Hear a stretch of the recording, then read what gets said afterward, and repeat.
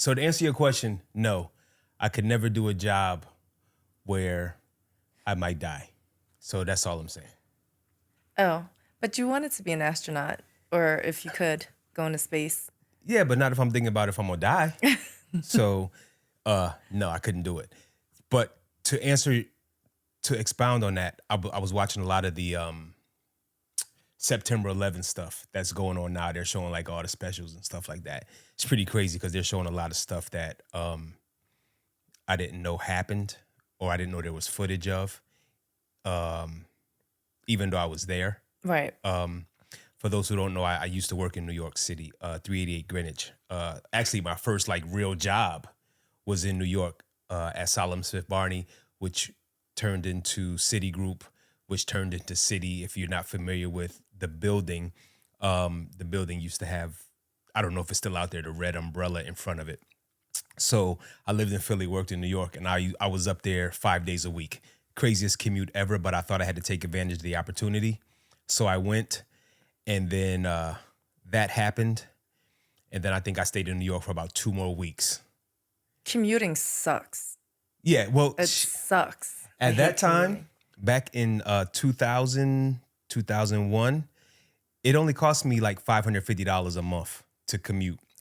It's not the money, it's the time that it takes to get. It's the actual Sure. Like, when you talk about traveling, I just like the destination. I actually loathe the traveling part. You don't Right. mind it. Right. I hate the plane. I hate the whole process. Right.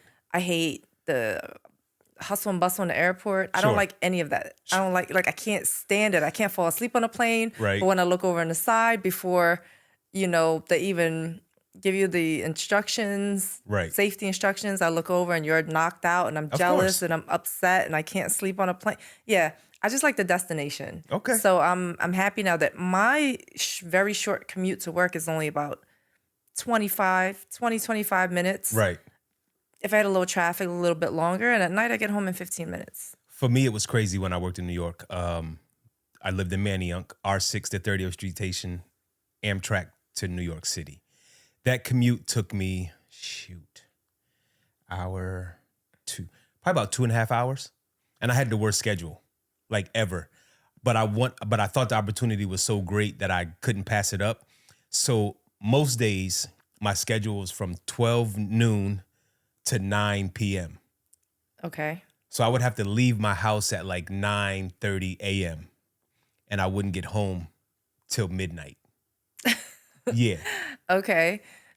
So when I lived in King of Prussia, Right. my commute was terrible. Now, if there's no traffic, it's only about 40 minutes. Right. But I had a job in Northeast Philly Sure. at the time. Sure. This was about 06, 07. Right. And then I commuted in the morning, which Oh, yeah, I was remember during that. rush hour. So this took me about an hour and a half, sometimes 2 hours. Right. And then Fridays, when I had my other job at night, where I'm at now, Right. oh my God, Fridays, I would have to leave about 2.5 hours early because I would just be stuck in traffic. At that Schuylkill. time, I didn't have Schuylkill. I didn't have, a GPS or anything. And it's not as easy now. You could just see on your phone and see Sure. the best route. This is like 07, Right. no, 07, 08, Okay. or something like that. And it was just terrible. It's like I wouldn't know. I would just pray that I wouldn't be stuck in traffic, and I wouldn't know until I hit that little curve. And then you just stop right there. And then Sure. it's just that little short, whatever it is, 12 miles, Right. 10, 12 miles. It would take me about 2.5 hours. So I could have went to New York. Ooh. Yeah, you could have went to New Yeah. York in that time and Yeah. been making a lot more money. That's the only reason why I went. I thought I couldn't pass up the company and I couldn't pass up the opportunity to work in New York. I like the hustle and bustle. I like the people watch.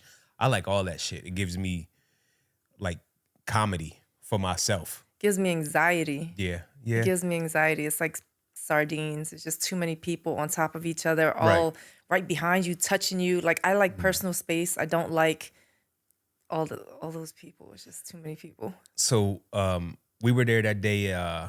We kind of saw some of the chaos out of Mahogany Row, is what we called it in the building. That's where all the executives were. So we went up there when it first happened. One of the guys I work with, girlfriend, called him, or wife, I don't know what she was at the time, called him and said, yo, this is what happened. And we didn't believe it. So we went up to see it. Then immediately after that, I'm out. So we escape out in Uptown. And interesting enough, I had to go back to grab like computer equipment out of 388 to take it to our Midtown office. And about 2 weeks after that, quit. And then I didn't go to New York City for about 15 years. So it was nuts. But back to the original statement, like watching some of the stuff I was watching today, they were showing like the firemen who were like, yo, get out of here, sending people one way while they were going the other way. I'm not sure I could even be trained to do that.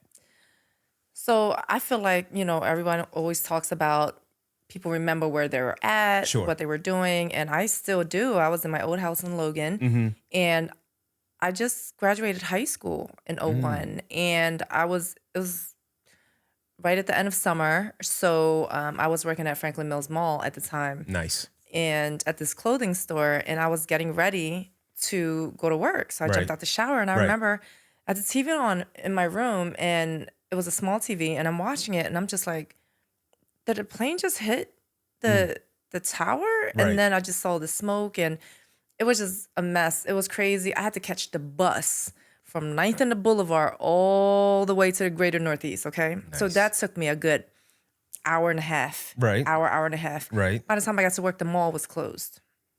Oh, because of the situation. Because of the situation, no one knew what was going on. So I went all the way there for nothing. Right. And then I came back home and I just kept watching the news. And to me, the saddest thing that like I can't get out of my head from that day and time was when people had to choose their death. Right. Okay, when I saw tiny bodies like flying out the window, I was just like, it got me really choked up because it's like, yo, do I burn to death in this building or do I jump? Right. And it's so crazy because either way, you're about to die. So Sure. you're literally just choosing like how you're going to die. Right. And I'd be really messed up in both situations because I don't like the heat and I'm scared of fire and I'm deathly afraid of heights. So I don't even know. Yeah, I it's don't tough. even know. But I remember seeing that, and that part really messed me up when the bodies started going up, flying out the window. I was like, oh my God. So it's crazy because Crazy. I'm not even sure why I was early that day, like why I had to be in early that day because I was usually in at noon. And like I said, once we got out the building, we headed up Greenwich to Canal Street, and then we just walked up Canal. And, every so often I look back and see some of the stuff that you saw, couldn't really process it. And then I looked back once after one of the towers fell and I was like, oh, this is going to look weird. And then the other one fell. And then it was like, yo, what's going on? Because we didn't know. We weren't connected to like news at that time. It was just, I want to say it was a real primitive time compared to now. Compared to now, Right. everything was not like in the palm of your hand. Right here. It wasn't right here. So it was just kind of like, whenever you caught a TV somewhere, Sure.